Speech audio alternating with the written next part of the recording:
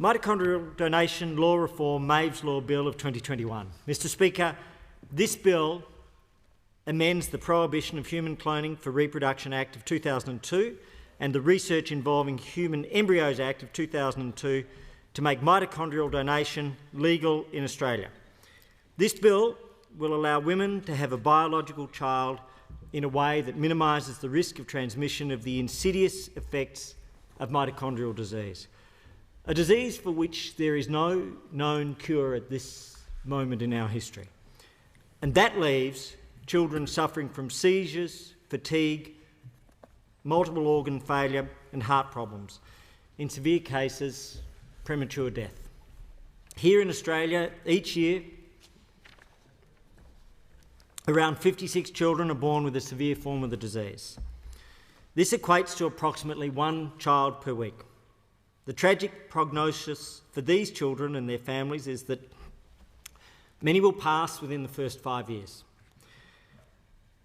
5-year-old Maeve Hood is one of these children. Maeve's family, her parents, Joel and Sarah, are amazing. They live within my own electorate. Their father Craig, I know, their grandfather, or Maeve's grandfather Craig, is from my surf club. And this bill has been named in honour of Maeve Hood and the tireless work of her family to raise awareness and build support for those people in our community suffering from mitochondrial disease. It has been named the Mitochondrial Donation Law Reform, Maves Law Bill of 2021.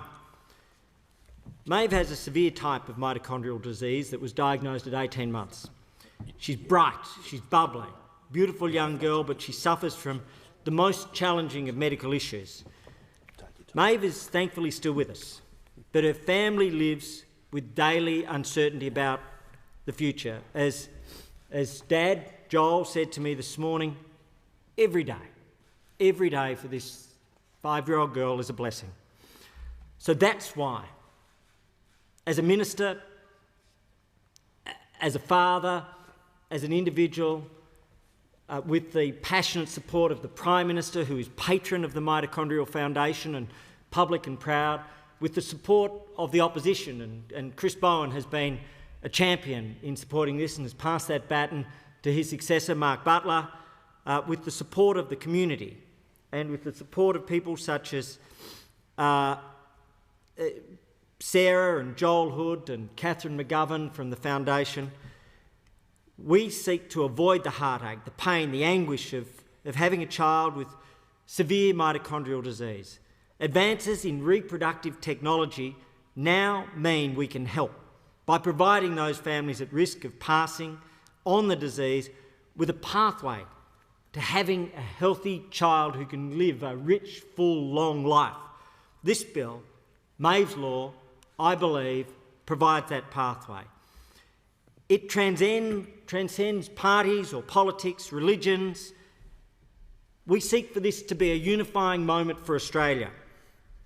But we do, Mr Speaker, deeply respect all of the different views, which is why the Prime Minister, the Cabinet, the party room and the opposition have all agreed to endorse a rare free vote where people can vote their conscience free of a party position. It's a moment, I believe, of great honour and integrity for this parliament and a moment of unification where people can differ but free of rancour.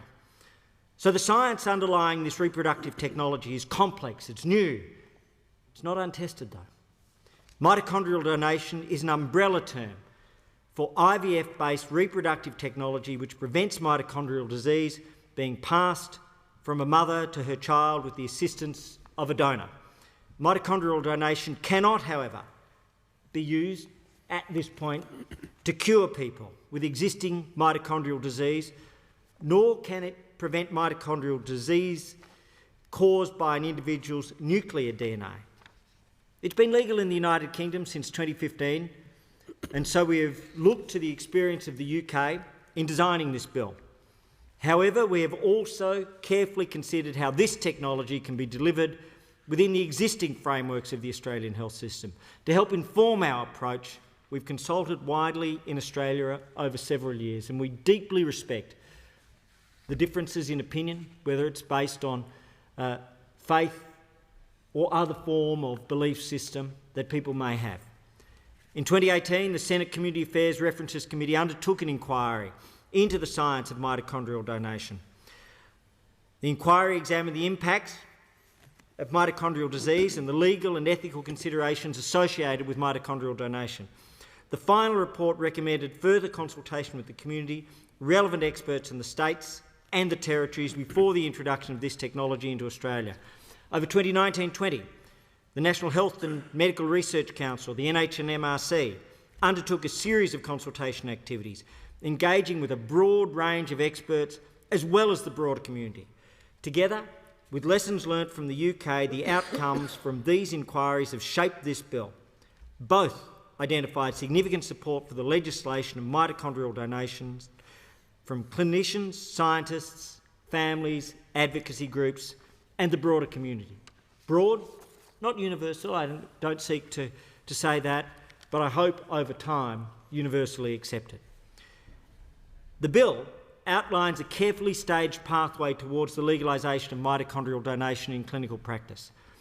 This pathway balances the significant benefits of enabling impacted families access to this new technology and have healthy babies freed from severe disease with both caution and safety provided by an appropriate regulatory framework.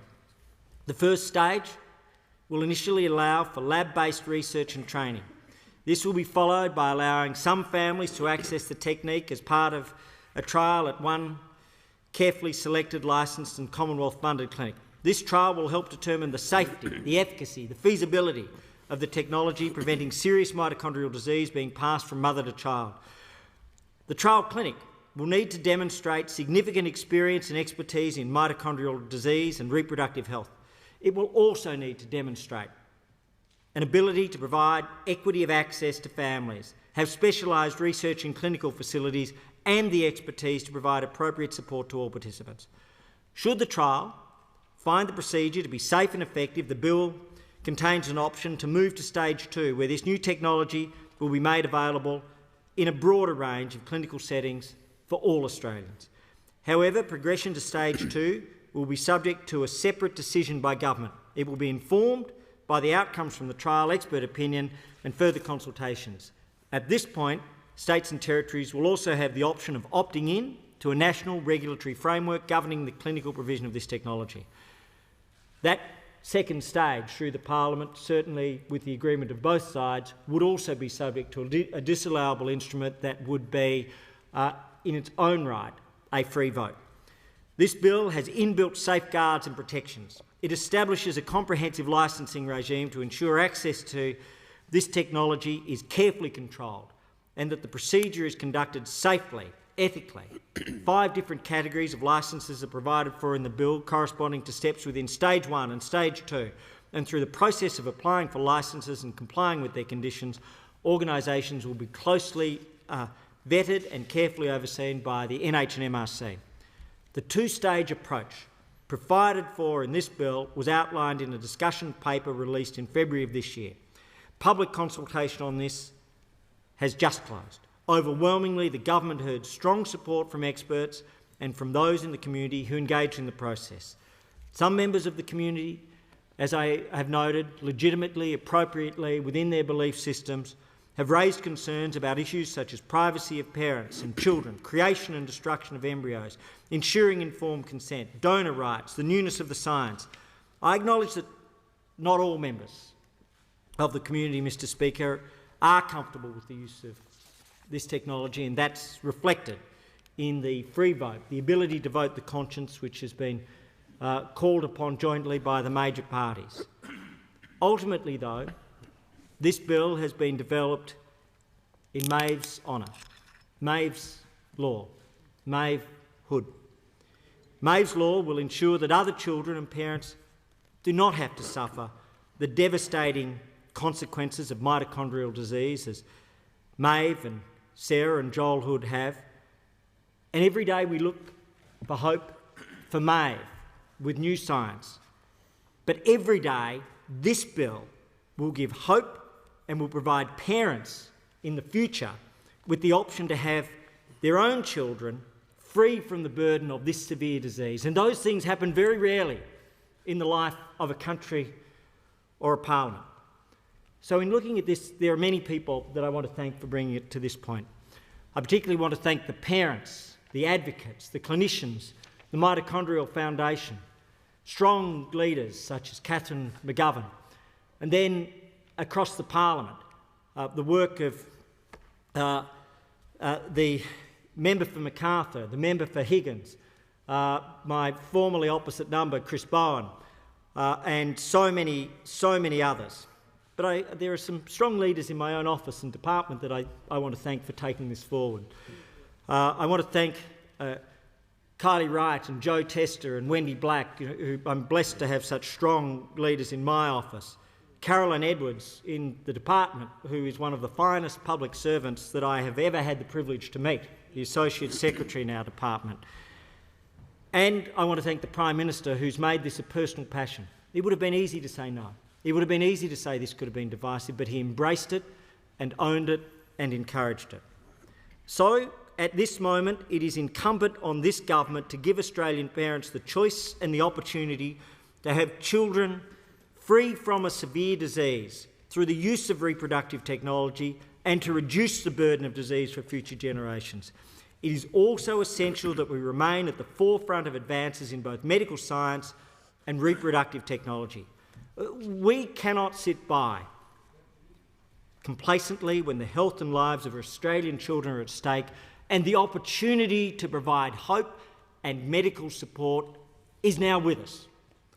Ultimately, Mr. Speaker, Maeve's Law is about Maeve, but it's also about all of the other beautiful children to come who can be protected from this insidious disease. I commend it to the House with every fibre of my being.